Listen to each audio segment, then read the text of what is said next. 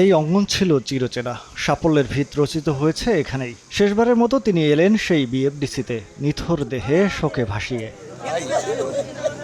প্রিয় অভিনেত্রীকে শেষবারের মতো দেখতে ছুটে আসেন দীর্ঘদিনের বন্ধু সহকর্মীরা। বিষাদের সুর প্রত্যেকের চোখে মুখে।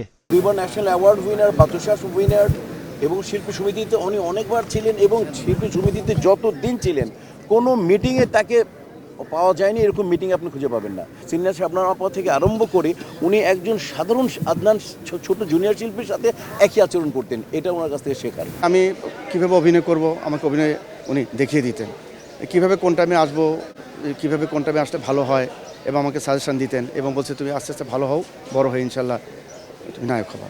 সর্বস্তরের শ্রদ্ধা ভালোবাসায় চিত্রনায়িকা অঞ্জনা রহমানকে শেষ বিদায় জানালো বাংলাদেশ চলচ্চিত্র শিল্পী সমিতি। এফডিসিতে অনুষ্ঠিত হয় নামাজে জানাজা।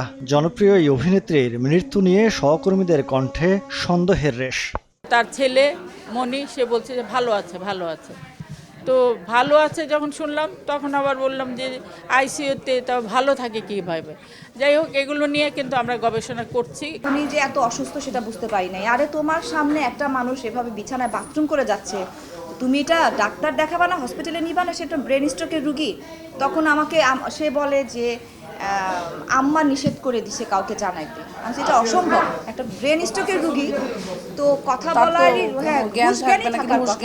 ছোটবেলা থেকে নৃত্যের সঙ্গে বড় হওয়া অঞ্জনা শুরুতে পরিচিতি পান নৃত্যশিল্পী হিসাবে। অঞ্জনার অভিনয় জীবন শুরু হয় 1976 সালে। বাবুল চৌধুরী পরিচালিত সেতু চলচ্চিত্রে প্রথম অভিনয় করলেও একই বছর মুক্তি পাওয়া দস্যু বনহর দিয়ে চলচ্চিত্রে যাত্রা শুরু করেন তিনি। 4 দশকের ক্যারিয়ারে 3 শতাধিক সিনেমায় অভিনয় করেছেন অঞ্জনা। গাংচিল ও পরিণীতা সিনেমার জন্য দুবার পান শ্রেষ্ঠ অভিনেত্রীর জাতীয় চলচ্চিত্র পুরস্কার।